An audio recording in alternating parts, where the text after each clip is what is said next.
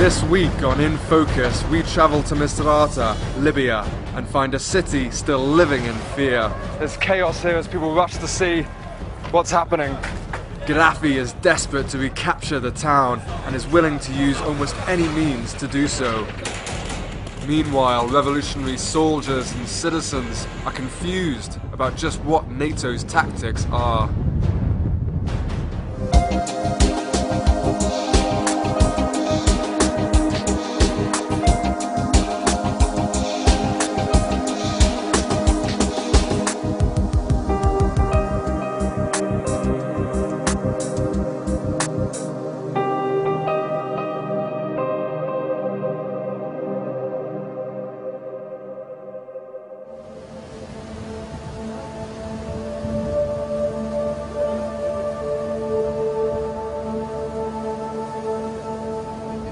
The only way in and out of Misrata is by sea. Revolutionaries liberated it 2 months ago. However, Gaddafi's forces are still camped around the outskirts, launching daily attacks. Misrata remains a city besieged. In the port, there's a tense atmosphere. Rockets land nearby almost daily as Gaddafi's forces try to disrupt the only supply route. The next morning, we got a welcoming present from Gaddafi himself. We were just in a shop and we heard 3 loud explosions, and just a block away we found what it is. There's chaos here as people rush to see what's happening. 3 rockets launched by Gaddafi's forces landed in a residential district. They are a daily occurrence now. We were told a boy had been hurt, but amazingly, no one was killed this time. Okay, we've been told to leave, to get out of here pretty sharpish, because usually when they fire a missile, they fire another in a few minutes at the same place as people go to see what's happening. Still, this is a lot safer than Misrata used to be. This is Abdul Salem, formerly a construction worker, now a frontline soldier. He's offered to show us around his city. So what's the significance of this building? This building is the highest building in Misrata. If you take a look from upstairs, you can see all Misrata streets. Formerly an office block, Gaddafi's troops used this building as a headquarters in an attempt to control the city. The snipers on the top of the roof. Yeah, and they were shooting. Only the roof, the all around, all sides. And shooting. Shooting everything, anything move, animals, whatever, people, young people, children, women, whatever, they are shooting, and they have, good weapons. After 2 months of desperate fighting, the revolutionaries were finally able to take the building. Remind me what you did before the revolution? Before, I was a normal guy. I was working in a company, contracting company, a desk work. And it's the same with everybody else? Yeah, also others. And now you've got a gun? We had to.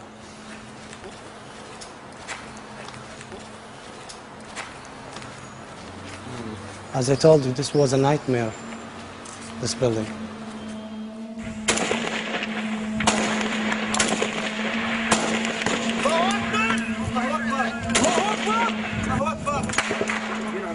Revolutionaries had to fight street to street, house to house. Every day in those dark months, a new battle had to be fought. Beyond this wall is a school in a Misrata suburb. Gaddafi's forces are holed up. Revolutionaries have surrounded it. After hours of fighting, they feel bold enough to approach.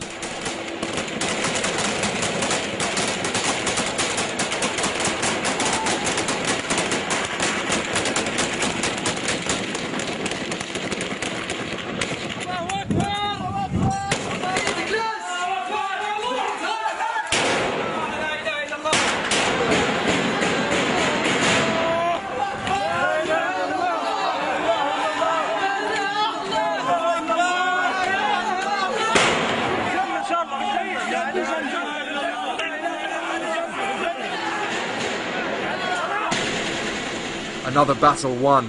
They survey their victory.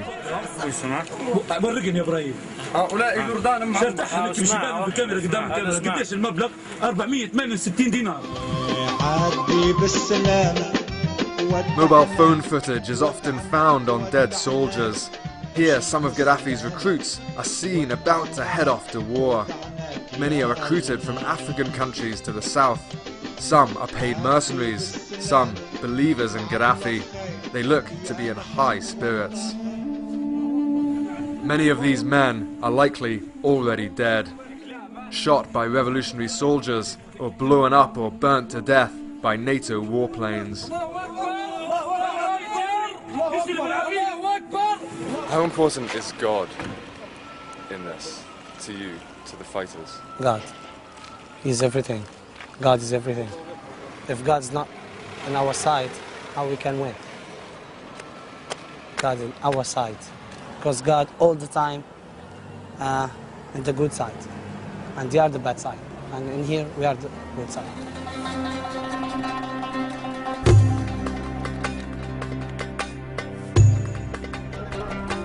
This is Tripoli Street, the major highway into Misrata. Locals are planning to keep the whole street as it is, as a museum, a testament to the horror of war here.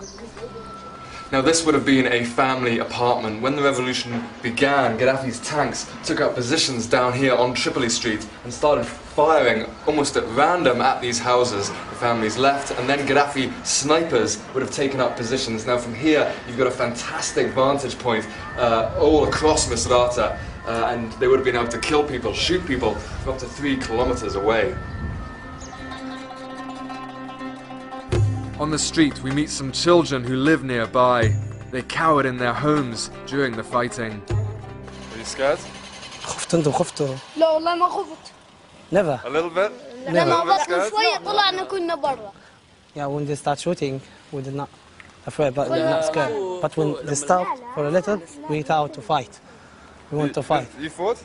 حاربت انت ضده؟ لا لا ما عنديش. He has no gun. No. And your family, are they all okay? عيلته كلهم كويسة. باهي. أخويا. He lost his. ما هم بيعودوها مرة ثانية. He said that he lost his brother in here. Fighting here? Yeah, fighting here. كم عمره هو؟ خش 25. 25 years old. He's old. 25 years old. Do you miss him? مستعشق قال له. ها؟ توحش فيه تو. إيه. أهلهم كلها عيط عليهم بعدين قاعد يزغرط شهيد. Yeah, at the beginning they start weeping and crying. But after that, they were so happy because he's dying bravely and he's dying shaheed. Now he's with his God in heaven.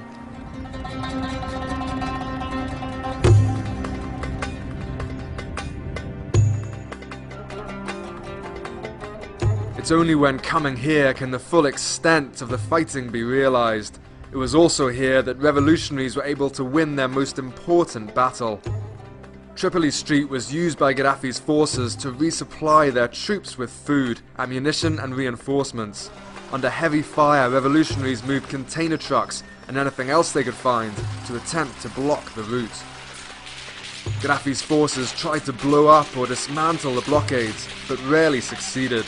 And when they did succeed, there were always more container trucks to block it again. Half-starved, running out of ammunition, and of enough men to hold the city, Gaddafi's forces retreated. How were you able to liberate Misrata? Was it NATO bombing? No. You cannot see. NATO helping, of course NATO is helping Misrata, but inside Misrata people, Misrata revolt, they were, they make Misrata free, not NATO. This was a big march, big shop. There's all things, furniture. Despite the pride of victory, Misrata remains a city living in fear, as Gaddafi's forces remain encamped on the outskirts, posing a constant threat. It's about 9:30 in the evening here in Misrata. We were at our hotel and heard 3 very loud explosions. We went to the roof and saw the plumes of smoke. We think it's the port area that's been hit. The explosions turned out to be in a residential area near the port. Locals have come out in force to investigate. A family house has been hit by one of Gaddafi's rockets. This is his neighbor. He lives just 50 meters away. He said he heard the explosion and even his house was filled with smoke. He says that 9 members of the same family lived here. There was a newborn baby just born yesterday. His brother, who's only 14, was killed in the blast. The boy was killed in the bathroom, which was completely destroyed. We were taken to a house nearby where the family was grieving. The dead boy's uncle is sent out to speak to us. He doesn't say much. What is there to say? Okay, we've had to leave now. The situation obviously getting very tense. The family feeling obviously very distraught. Also some revolutionary soldiers turned up, very angry, complaining, where is NATO? This rocket was fired from about 70 kilometers away. They're asking just how this can still continue to happen.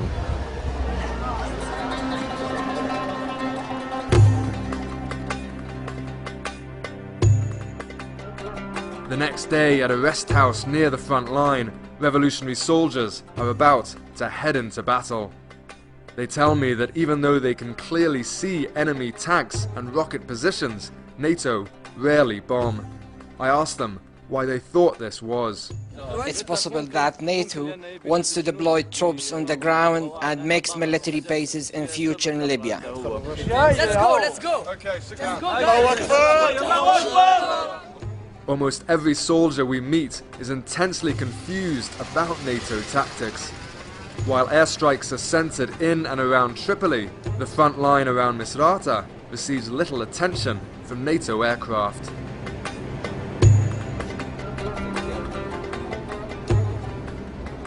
For days now, journalists haven't been allowed close to the front line. Fears that they've been getting in the way. We've been able to wangle ourselves past there. We've got a meeting with the commander, Abdul Salim, just near the front line. Every day, Gaddafi's forces shell revolutionary positions and try to advance with tanks and troops.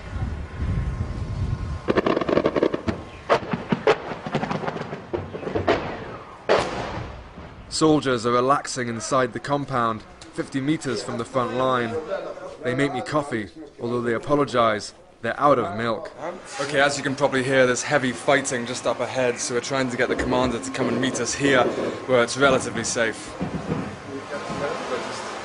Abdul Salam eats, sleeps and fights with his men at the front line 24 hours a day, every day. He tells me that even though his troops want to advance, NATO has demanded that they stay put and don't move forward. I was told that NATO will clean up the area with Apaches before we advance. I put to him that NATO rarely bombed the front line at all. We gave NATO the positions, but NATO replied that we cannot attack these positions because I think Gaddafi forces wear civilian clothes and use children and women as shields. Revolutionary forces are also hoping that nearby towns closer to Tripoli rise up themselves. However, as yet, they haven't, and it's unclear whether they will at all.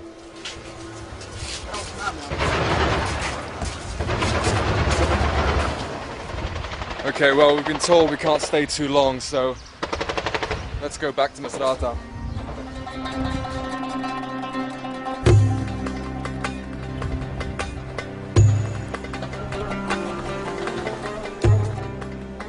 We head to a field hospital near the front line.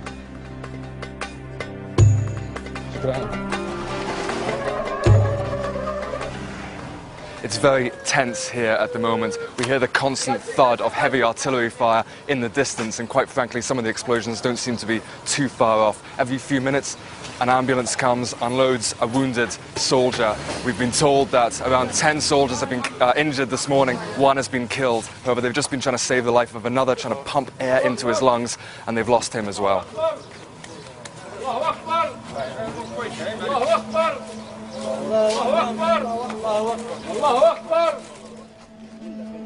This is Farouk, 22 years old, from Misrata.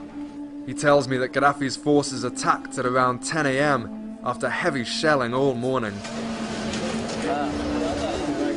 As we speak, another pickup truck arrives with 2 dead soldiers. The man inside this body bag was only 21 years old. He came to fight from the south of Libya. This was his first day at the front line. The Friday before last, actually, it was the hardest day in my life. It was that day was a small team, and about, I can say, 6 doctors and about 15 or 10 students, and gush of cases was brought in. About the first time, it was at 11 o'clock, early 11 o'clock. It's about 25 or 27 cases brought suddenly. 3 of them are dead, the others are proper serious, and one hand is doing for this. One of them, the others are doing for the other patient. And I hope, and actually, these guys, our guys, which are the students, I can tell you they are wonderful. They are prepared very well. They have learned from these 3 months or 4 months. This lesson is for them, not for us. And they are soldiers, doctor soldiers. Every day, soldiers are dying in battle, usually from shelling. Sometimes 1 or 2, sometimes 4 or 5, sometimes many more.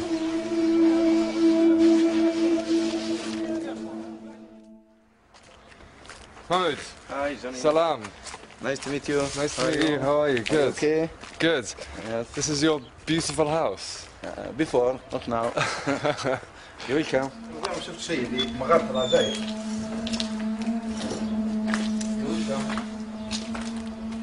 To try to understand why so many young men from Misrata were willing to give their lives, Mahmoud offered to show me around his family home in a Misrata suburb.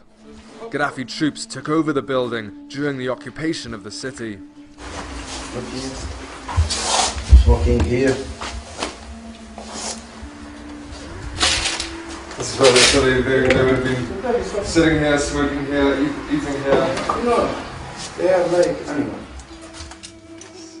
They cooked in it, they slept in it, and then they trashed the entire house, even the children's bedrooms. What does this say? God, Gaddafi, Libya. They believe in 3 things: God or Allah, Muammar, Libya only. This is Gaddafi's forces. Yeah, they believe only in three things. And here too.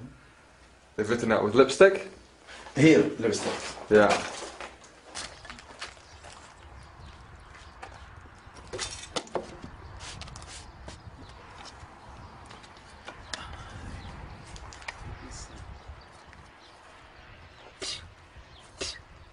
Who are you shooting? Mahmoud's brother tells me that Gaddafi's forces used to take up sniper positions on the roof and shoot anything they could see. Men, children, even animals. فيه شيبان كبير ولد عمنا ضربه من هنا يلعب الساعي إنسان عادي. They shot a guy, 85 years old. They make this hole by a tank. This hole. So they blew it out. Yeah, they fired it and to use it by the sniper. Now this house was chosen because it's the tallest in the neighbourhood with great views on all sides, and it's strange, you can almost still picture the Gaddafi forces still here, whether it's relaxing on the chair over there or sitting here with a cigarette in one hand and a gun in the other, picking off anything that moves. Before, I never take the gun, but now I must take the gun for freedom. At a training camp, we meet some soon-to-be soldiers. Officially, wannabe soldiers are supposed to be over 18 years old. However, some look suspiciously young. In Misrata, there is no shortage of people wanting to sign up, regardless of age. There are many men over age of 60 who try to sign up. We are a little embarrassed when we have to tell them that we cannot accept them. Old women who have lost sons in the fighting also try to sign up. With Gaddafi's forces so close to the city, civilians are turned into soldiers in only 1 month. They're taught to march and to man checkpoints. However, one important element seems to be missing. I asked the commander why I didn't see the recruits firing weapons. We don't have weapons. All weapons that we do have are light weapons and very old. Despite the enthusiasm, the revolutionaries really are running out of equipment. Now, this is one of the guns used in training. We're told that this was taken off one of Gaddafi's troops. You can see the damage that's been done to it. And quite frankly, it hardly even works.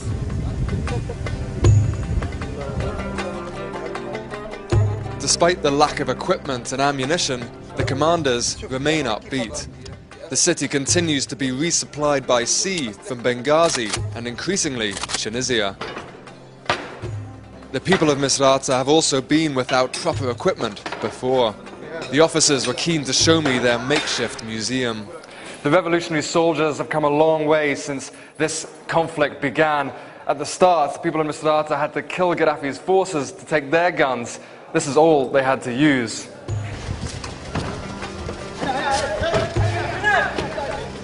This is Tarek Bakir, 35 years old and formerly an engineer. He is 1 week away from finishing his training and from heading to the front. We have to go, and in the beginning we have to go to fight for ourselves. And why? Why for yourselves? To protect ourselves. I mean, if we don't fight for ourselves, he will kill us. Do you feel you have a choice, or do you feel that you just have to fight? We have to fight. There is no choice. Yeah, we have to fight to keep going, to protect our people, to move this regime away from Libya, so we can live in peace.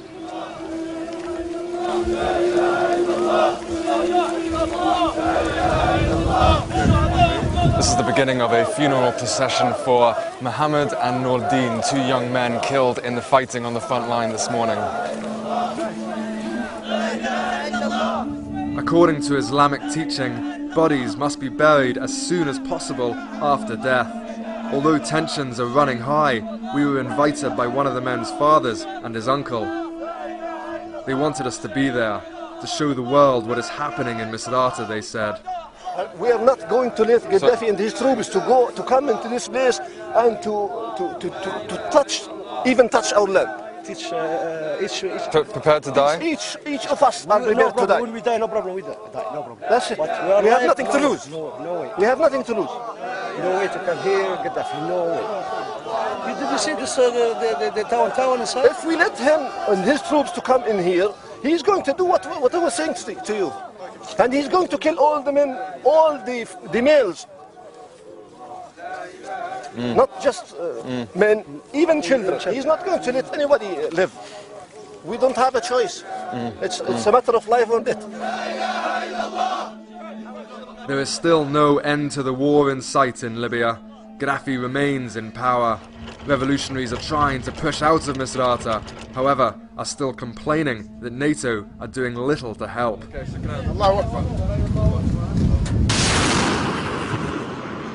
The people, or lions of Misrata, have won their freedom, albeit at a massive cost to human life.